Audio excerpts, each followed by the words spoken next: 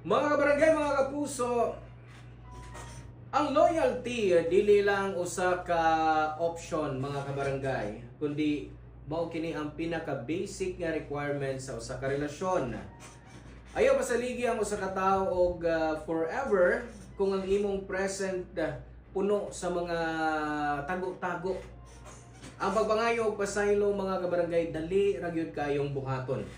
Apan ang pag-ayo sa kasing-kasing nga tuang nasamdan, sigurado nga tibuok kinabuhi gyud na nga kanibitaw nga madada sa usa ka tawo.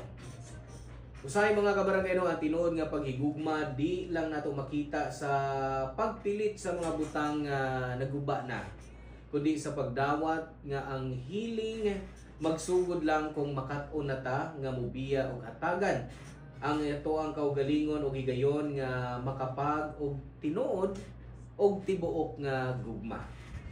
And lastly mga kapuso, ayaw pag-settle sa buak na kung angay nimo ang usa ka butang o usa ka tawo nga kumpleto.